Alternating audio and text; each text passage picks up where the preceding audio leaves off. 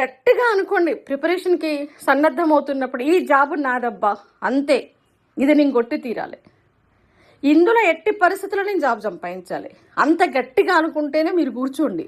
Otherwise వదిలేసేయండి, ఏదో part time jobs లేకపోతే ప్రైవేట్ ఉద్యోగాలు చేసుకోండి. మీరు ఇటు సరిగ్గా చదవక అటు ఉద్యోగాలు చేయక రెంట్కి చెడ్డ వాళ్ళుగా తయారు కాకండి. చదివితే స్ట్రాంగ్గా డిసైడ్ అయితే కాంపిటేటివ్ ఎగ్జామ్స్కి డిసైడ్ అవ్వండి. 1 సంవత్సరము లేదా 2 సంవత్సరాలు మీ కాలాన్ని పెట్టుబడిగా పెట్టండి, మీ జీవితాన్ని పెట్టుబడిగా పెట్టండి. ఒకవేళ మీరు అల్లటప్పగా చదివేటట్టయితే, సరిగ్గా ఫోకస్ చేయకుండా చదివేటట్టయితే, కాన్సన్ట్రేషన్ చేయకుండా చదివేటట్టయితే, కష్టపడని వాళ్ళైతే కాంపిటేటివ్ ఎగ్జామ్స్ అనే వాటి నుంచి క్విట్ అయిపోండి. హాయిగా ఏదన్నా సరే సంపాదన కోసం ఉద్యోగము వ్యాపారము చూసుకోండి. ఇంత స్ట్రాంగ్గా ఎందుకు చెప్తున్నానంటే, ఈ మధ్యన చాలామంది అభ్యర్థులను చూస్తున్నాను, ఇటు సక్సెస్ కావట్లేరు అటు సక్సెస్ కావట్లేరు. కానీ గట్టిగా అనుకుంటే మీరు కాంపిటేటివ్ ఎగ్జామ్ సక్సెస్ అవుతారు. 1-2 సంవత్సరాలు కంప్లీట్గా ప్రిపేర్ అయ్యి రాలేదు అంటే ఆ ప్రిపరేషన్ని డైలీ కంటిన్యూ చేస్తూనే పార్ట్ టైం ఉద్యోగాలు చేసుకోవచ్చు, లేదా ఫుల్ టైం ఉద్యోగాలు చేసుకోవచ్చు. ఆల్రెడీ ఒకసారి చదివి ఉంటారు కాబట్టి ఎప్పుడు నోటిఫికేషన్ పడ్డా కూడా మీరు సక్సెస్ అవుతారు.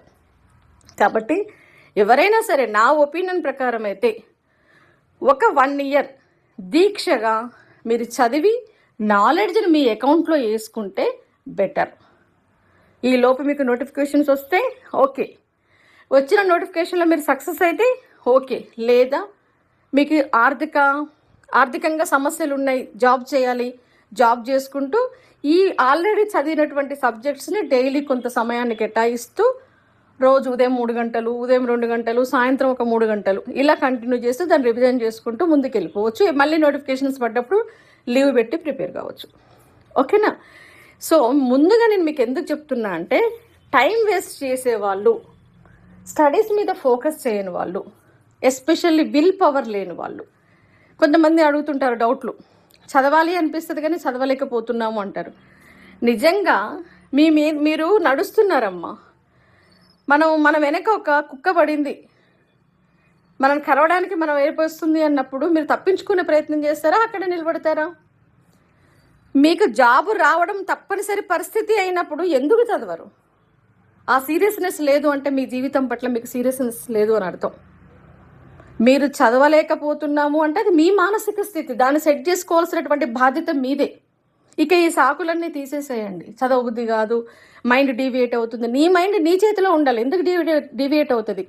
లాగి ఒక్కటి పెట్టి కొట్టండి దాన్ని. అర్థమైందా?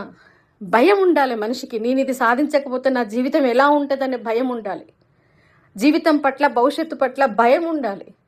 అది లేకపోతే వేస్ట్. ఎక్కడ వేసిన గొంగలు అక్కడ అన్నట్టుగానే మన జీవితాలు గొర్రెతో ఒక బెత్తడిలాగా ఇలాగే గడిచిపోతే జీవితాంతాలు నిస్సారంగా, నిరుత్సాహంగా.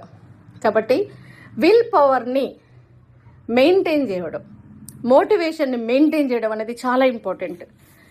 మీరు ఎంత జోష్ తోటైతే ప్రిపరేషన్